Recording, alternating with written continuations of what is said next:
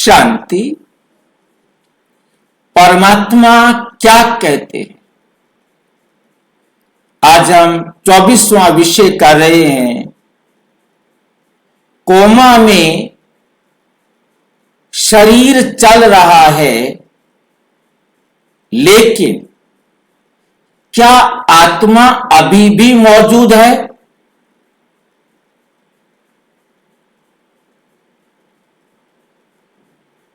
या आत्मा चली गई है?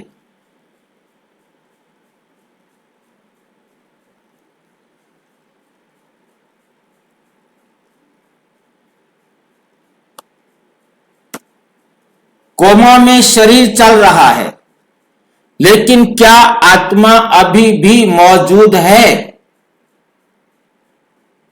अगर कोई व्यक्ति कोमा में है, अगर कोई व्यक्ति कोमा में है, उसका शरीर चल रहा है, सांस चल रही है, दिल धड़क रहा है, तो क्या हम कह सकते हैं कि वे अभी भी जीवित है?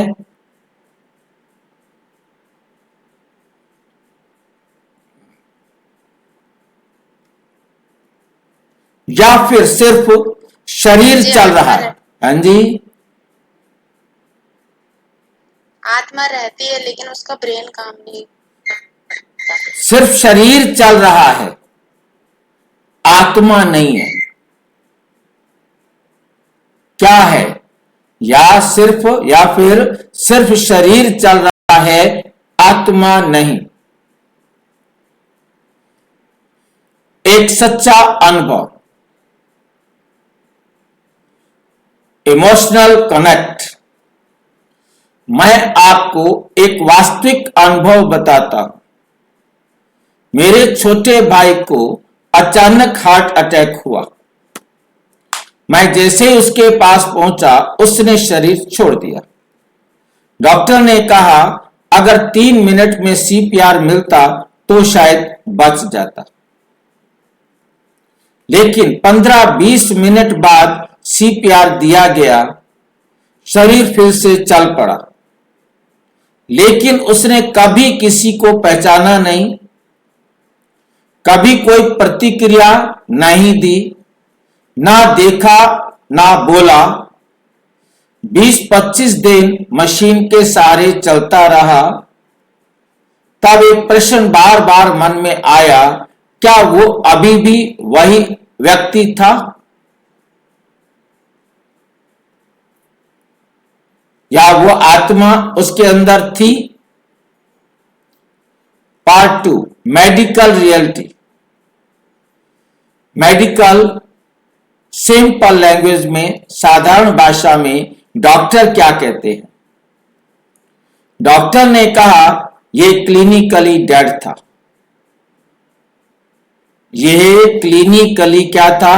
डेड था। डॉक्टरी भाषा में ये मृत हो चुका था। मतलब ब्रेन काम नहीं कर रहा, ब्रेन काम नहीं कर रहा। शरीर मशीन से चल रहा है। शरीर किससे चल रहा है? मशीन से चल रहा है। ये साइंस कहती है body is alive but brain is gone. विज्ञान क्या कहता है? डॉक्टर्स क्या कहते हैं? Body is alive but brain is gone. यदि हम इन शब्दों को ध्यान से देखें तो हमें समझ में आता है ब्रेन पार्ट है बॉडी का। ब्रेन इज गॉन का मतलब है ब्रेन जो है, मस्तिष्क जो है, वो काम नहीं कर रहा। और आत्मा के हार्ड डिस्क ब्रेन है। कंप्यूटर के अंदर हार्ड ड्राइव है ही नहीं। अब वहां आत्मा रहकर क्या करेगी? वो बॉडी से कोई रिस्पॉन्स ले नहीं सकती, बॉडी के किसी भी अंग को रिस्पॉन्स दे नहीं सकती। उसका देना भी और लेना भी बंद हो गया है। कोमा के अंदर बहुत सारी स्टेजेस होती हैं। कहीं पर जैसे किसी को कोमा आया तो उसका ब्रेन का कोई छोटा सा पार्ट डेड हो गया, बाकी ब्रेन जीवित रहा। यदि उसे सीपीआर मेडिकल साइंस के मुताबिक 3 मिनट के अंदर मिल जाए तो उसका बाकी ब्रेन का पार्ट वर्क करता है, और जब वो नॉर्मल अवस्था में आता है तो वो कुछ काम नहीं कर पाता, बाकी काम करता है। उसे कुछ याद रहता है, कुछ याद नहीं रहता, या कुछ वर्क कर पाता है। उसका हो सकता है कि कोई पैर काम ना करे, हो सकता है उसका हाथ काम ना करे, हो सकता है वो ये ना बता सके कि मुझे बाथरूम आया है, हो सकता है ये ना बता सके कि मुझे लैट्रिन आई है, हो सकता है ये ना बता सके कि मुझे भूख लगी है या मेरा पेट भर गया है, हो सकता है कि वो किसी के नाम भूल जाए, किसी के साथ संबंध भूल जाए। मतलब कुछ पार्ट उसका खराब हो गया है। जितना पार्ट खराब हो गया है उतने फंक्शन वो नहीं कर सकता। जब वो नॉर्मल आ जाता है, अब उसको हम नॉर्मल कहें या ना कहें वो एक अलग बात है। ब्रेन इज गोन, परंतु ब्रेन फुल्ली गोन है। यदि पार्शियली गोन है तो उसके अंदर आधे आधे अधूरे कुछ ना कुछ फंक्शन चलते हैं। स्पिरिचुअल अंडरस्टैंडिंग, अब हम इसको आध्यात्मिक ब्रह्मा कुमारी ज्ञान के हिसाब से समझेंगे। अब आध्यात्मिक दृष्टि से समझे। हम कहते हैं ह्यूमन बीइंग, ह्यूमन शरीर, और बीइंग माना आत्मा, जिसको हम हिंदी में कहते हैं जीव आत्मा। ह्यूमन जीव को कहा जाता है, बीइंग आत्मा को कहा जाता है। जब दोनों साथ हैं तो व्यक्ति है। यदि बीइंग नहीं है तो हम क्या करेंगे? ह्यूमन को क्या कहेंगे? बिना आत्मा के शरीर, बिना आत्मा के शरीर। क्योंकि अब उसमें चेतन शक्ति नहीं है तो वो क्या हो गया? अचेतन। लेकिन जब आत्मा डिस्कनेक्टेड हो जाए, जब आत्मा ना रहे, डिस्कनेक्टेड हो जाए, तब क्या बचता है? केवल शरीर। जब तक आत्मा जुड़ी हुई है तब तक उसमें जीवन है। जीव जमा आत्मा, जीवन।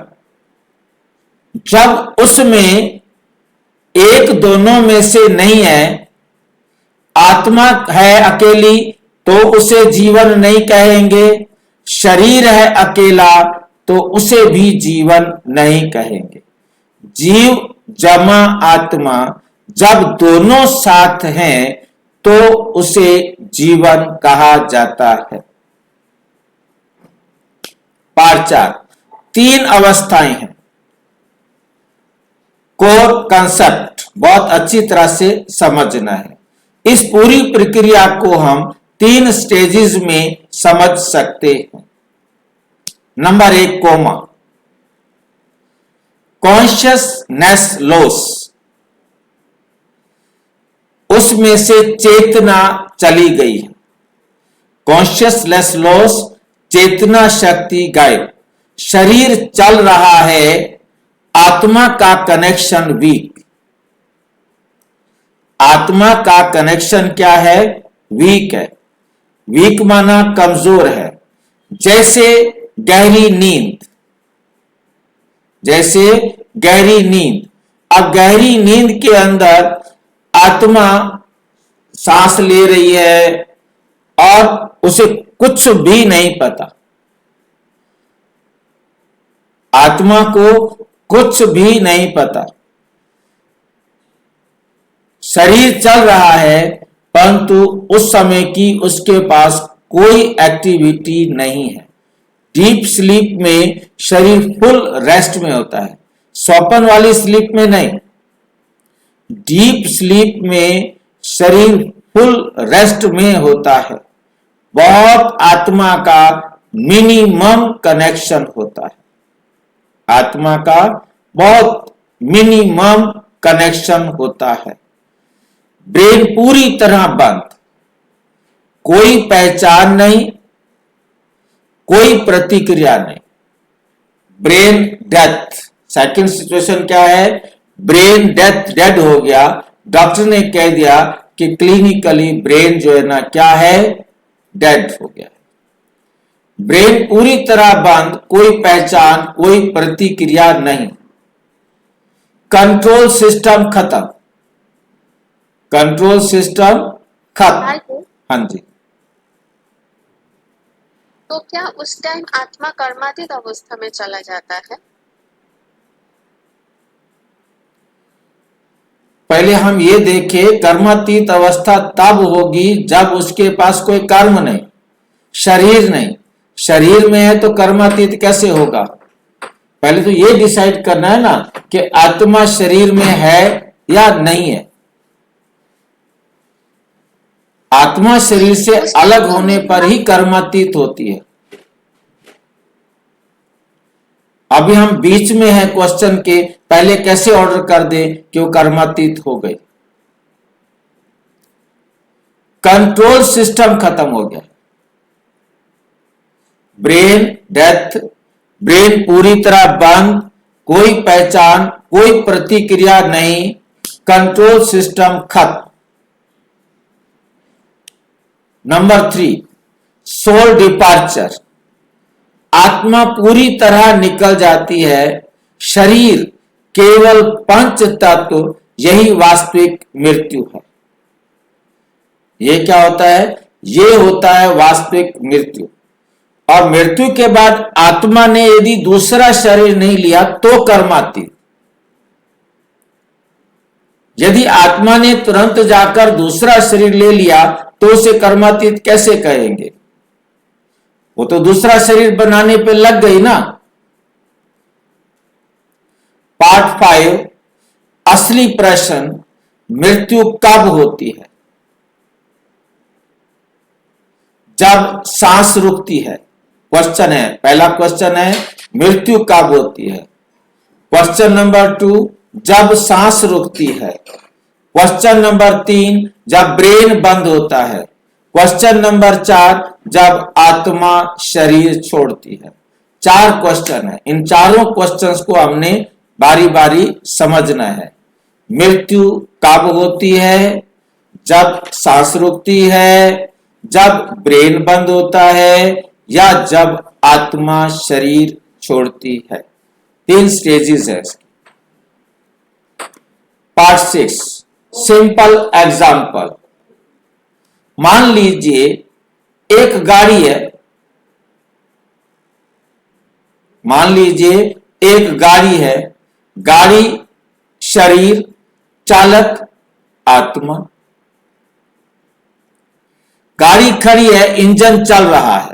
गाड़ी खड़ी है और इंजन चल रहा है, लेकिन अगर चालक नहीं है, अगर चालक नहीं है, क्या हम कहेंगे कि यात्रा चल रही है?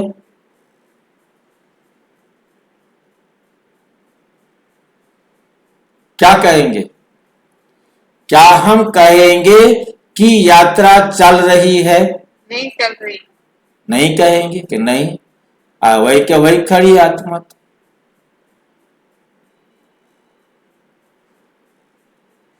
उसी तरह शरीर चल सकता है, लेकिन जीवन तभी है जब आत्मा जुड़ी हो। लेकिन जीवन तभी है जब आत्मा जुड़ी हो। पार्ट 7, डीप रियलाइजेशन, गहराई से रियलाइज करना। कभी कभी शरीर हमारे सामने होता है, लेकिन व्यक्ति जा चुका होता है। यहां व्यक्ति को लिखना था क्या, आत्मा जा चुकी होती है। इसलिए कंफ्यूजन होता है, क्योंकि हम शरीर को व्यक्ति मान लेते हैं। हम शरीर को क्या मान लेते हैं, व्यक्ति मान लेते हैं। कौन चला गया, आत्मा चली गई, शरीर पूरा का पूरा पड़ा है।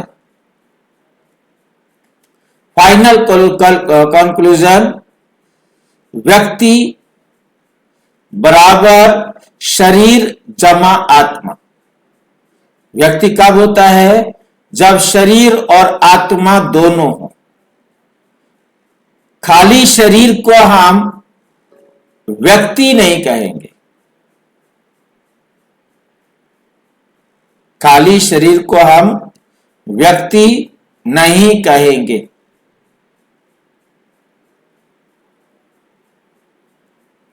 और जब आत्मा नहीं रहती तब केवल शरीर बचता है, व्यक्ति नहीं।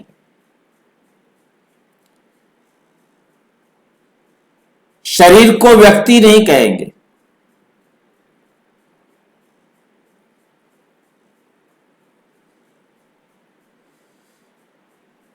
ये आत्मा को व्यक्त करता है, शरीर आत्मा को व्यक्त करता है। इसलिए आत्मा जमा शरीर व्यक्ति कहलाता है। शरीर आत्मा को प्रस्तुत करता है, प्रकट करता है कि मेरे अंदर आत्मा है, इसलिए उसे व्यक्ति कहा जाता है। ह्यूमन शब्द कहां से आया, याद आता है आपको? ह्यूमस, हाँ, ह्यूमस मिट्टी। ह्यूमस कहा जाता है लैटिन भाषा में मिट्टी को। हम भी कहते हैं कि ये शरीर जो है वो मिट्टी है। और आत्मा और शरीर 5 तत्वों से बना हुआ मिलता है, तब हम उसे व्यक्ति कहते हैं। और जब आत्मा शरीर से अलग हो जाती है तो उस आत्मा को क्या कहते हैं?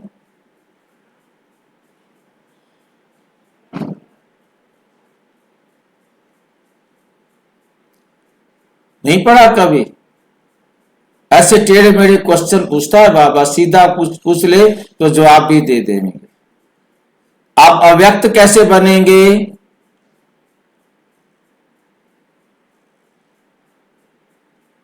अव्यक्त किसे कहते हैं? भाई जी, शरीर से अलग हो जाना, अशरीरी बनना। समझ में आ गया?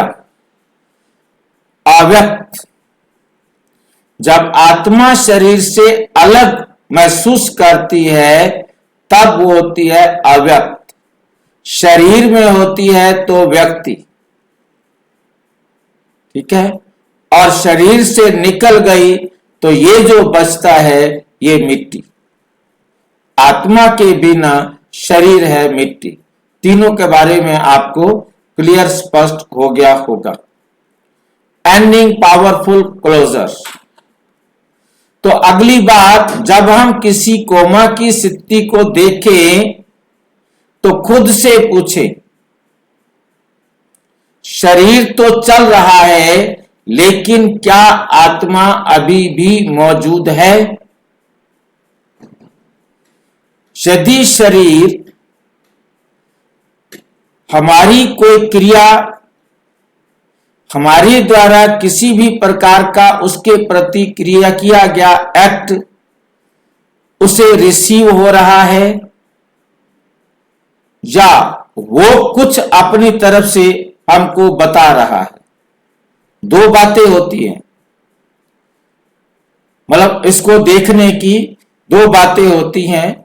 शरीर के विशेष अंगों को जाकर डॉक्टर प्रेस करते हैं, चोंटते हैं कि कहां तक उसके पास, पलकों में लाइट लगाते हैं पहली चीज, यदि पलकें लाइट के अनुसार घूम रही हैं तो आंखों का रिस्पॉन्स मिल गया।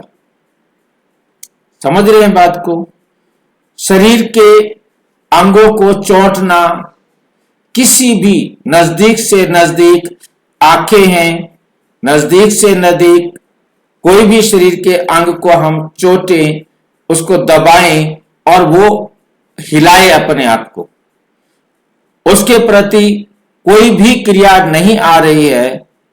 शरीर के पैर से लेकर के आंखों तक, ब्रेन तक, क्योंकि ब्रेन के सबसे नजदीक आंखें हैं, उसके आसपास कुछ भी करने से यदि हमारे ब्रेन से कोई भी जवाब नहीं आ रहा है तो ब्रेन के पास मैसेज नहीं जा रहा।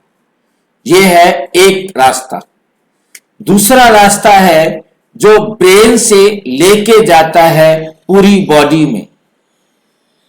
वो हमारी प्रतिक्रिया नहीं दे रहा, परंतु वे खुद कुछ कर रहा है। उसको या उसे मैसेज मिल रहा है, परंतु वो प्रतिक्रिया नहीं कर पा रहा है। मैसेज का मतलब हमने उसको चोटा, हमने उसको कुछ किया, उसने कोई क्रिया प्रतिक्रिया की। जब लेना और देना, ब्रेन की तरफ से ऑर्डर आना, ब्रेन के पास मैसेज जाना, दोनों बंद हो गए हैं, तो इस स्टेज को डॉक्टर डिक्लेयर कर देते हैं क्लिनिकली डेड। Clinically dead. अब ऐसी अवस्था में डॉक्टर्स देखते हैं कितनी मोटी असामी है, तो उसको कुछ समय तक लटकाए रखते हैं। रोजाना का पैसा आईसीयू में है और हॉस्पिटल को कमाई होती रहती है, और जैसे ही वेंटिलेटर से उसे हटाया जाता है वो तुरंत चला जाता है। इट मीन्स बॉडी चल रही थी, आत्मा नहीं थी। शरीर तो चल रहा है, लेकिन क्या आत्मा अभी भी मौजूद है? ये आपने डिसाइड करना है, क्योंकि आत्मा का होना तभी है।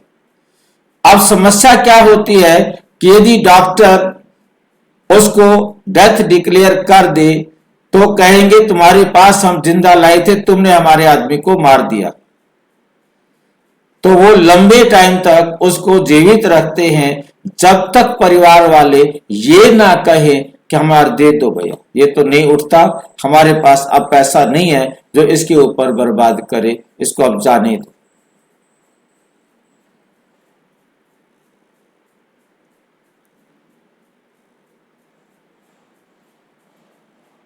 अच्छा, ओम शांति। और विस्तार से जानने के लिए प्रजापिता ब्रह्मा कुमारी ईश्वरीय विश्वविद्यालय के किसी भी सेवा केंद्र पर संपर्क करें, और यदि कोई प्रश्न है तो 9213106986 पर आरटीआई या टेलीग्राम करें। 9650692270 पर केवल व्हाट्सएप करें, फोन नहीं। ओम शांति।